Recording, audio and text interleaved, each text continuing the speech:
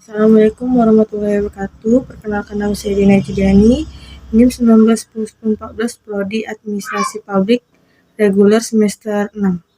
Baiklah, di sini saya akan menjelaskan sedikit materi tentang ukuran pembangunan.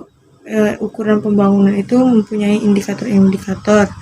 Indikator-indikator tersebut terbagi menjadi 4. Yang pertama ada kekayaan rata-rata, di mana pembangunan pada awalnya dipandang dalam arti pertumbuhan ekonomi.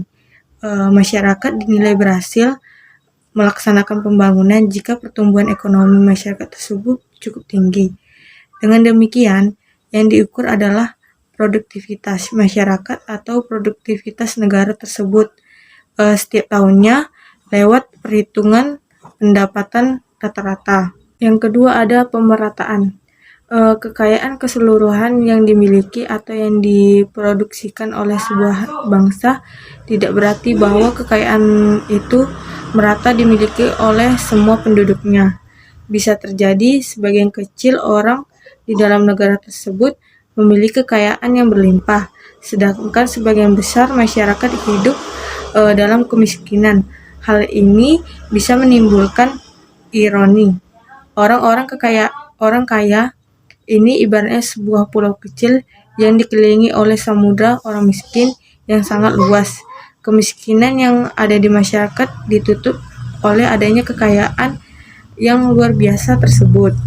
Oleh karena itu, timbul keinginan untuk memasukkan aspek pemerataan dalam ukuran pembangunan, bukan lagi hanya PNB atau kapita saja.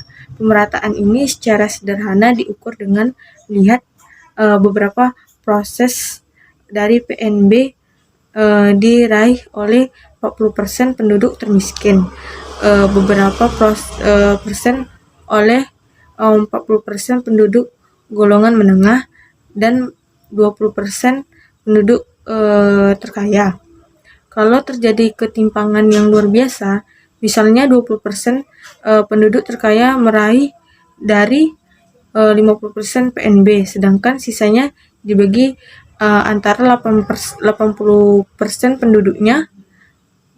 Ketimpangan antara orang-orang kaya dan miskin ini dianggap sangat besar. Bila pembangunan sebuah negara diukur dengan PNB atau kapita dan tingkat ketimpangan pembagian pendapatannya, kita akan mendapatkan gambaran yang lebih menjemu. Tidak saja kekayaan atau produktivitas bangsa tersebut yang dilihat, tetapi juga pemerataan kekayaannya. Tidak semua negara yang berhasil meningkatkan PNB atau per kapitanya berhasilnya juga dalam memeratakan hasil-hasil pembangunannya. Dengan demikian juga negara yang masih rendah PNB atau kapitanya menunjukkan ketimpangan yang tinggi dalam hal pemerataan. Dengan demikian dapat dikatakan bangsa atau negara yang berhasil melakukan pembangunan adalah mereka yang di samping tinggi produktivitasnya, penduduknya juga makmur dan sejahtera secara relatif merata. Ketiga ada kualitas kehidupan, di mana indeks kualitas kehidupan IKH atau PQLI digunakan untuk mengukur kesejahteraan dan kemakmuran masyarakat. Indikator mikroekonomi tidak dapat memberikan gambaran tentang kesejahteraan masyarakat dalam mengukur keberhasilan ekonomi.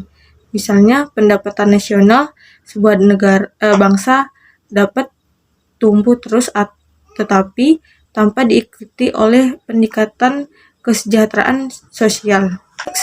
Kualitas hidup dihitung berdasarkan yang pertama angka rata-rata harapan hidup pada umur 1 tahun, yang kedua angka kematian bayi, yang ketiga angka melek huruf. Dalam indeks kualitas hidup, angka rata-rata harapan hidup dan kematian bayi sekaligus dapat menggambarkan status gizi anak dan ibunya, derajat kesehatan, dan lingkungan keluarga yang langsung bersosialisasi dengan kesejahteraan keluarga. Pendidikan diukur dengan angka melek huruf, dapat menggambarkan jumlah orang yang memperoleh akses pendidikan sebagai hasil pembangunan. Variabel ini menggambarkan kesejahteraan masyarakat karena tingginya status ekonomi keluarga akan mempengaruhi status pendidikan para anggotanya.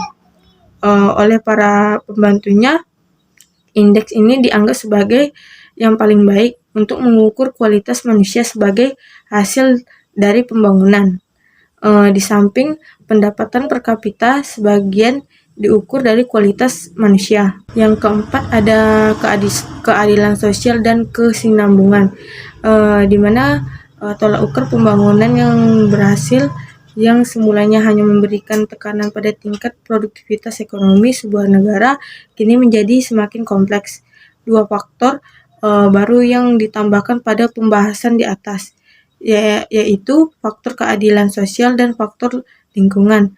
Fungsi untuk melestarikan pembangunan ini supaya bisa berlangsung secara berkesinambungan. Sebenarnya faktor keadilan sosial dan faktor lingkungan saling berkaitan erat. Yang pertama, keadilan sosial bukanlah faktor yang dimasukkan atas dasar pertimbangan moral, yaitu demi keadilan saja, tetapi faktor ini berkaitan dengan kelestarian pembangunan juga. Bila terjadi kesenjangan yang terus mencolok antara orang-orang kaya dan miskin, masyarakat yang bersangkutan menjadi rawan secara politis. Orang-orang miskin itu cenderung untuk menolak status quo yang ada. Mereka kini memperbaiki diri dengan mengubah keadaan. Oleh karena itu, bila konfigurasi kekuasaan sosial memungkinkan, misalnya terjadinya pertentangan yang tajam antara kaya dan miskin, terjadinya pemecahan di kalangan militer dan sebagainya dari mereka mendukung kelompok yang mau mengubah keadaan.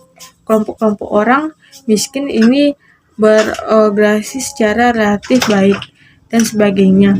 Akan terjadi gejolakan politiknya yang bisa menghancurkan hasil pembangunan yang sudah dicapai. Kesimpulannya dari saya, sejumlah indikator yang tepat diperlukan untuk mengukur tingkat kemajuan pembangunan ekonomi suatu negara.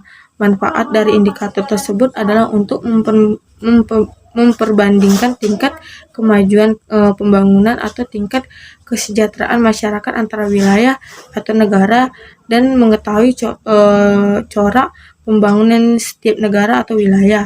Pendapatan per kapita merupakan indikator yang paling sering digunakan sebagai tolak ukur tingkat kesejahteraan ekonomi penduduk suatu negara.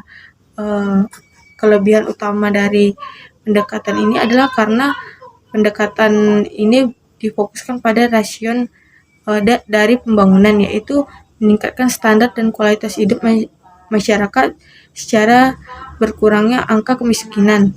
Meskipun demikian, seringkali adanya kenaikan pendapatan per kapita suatu negara tidak disertai oleh perbaikan kualitas dan kesejahteraan hidup masyarakat.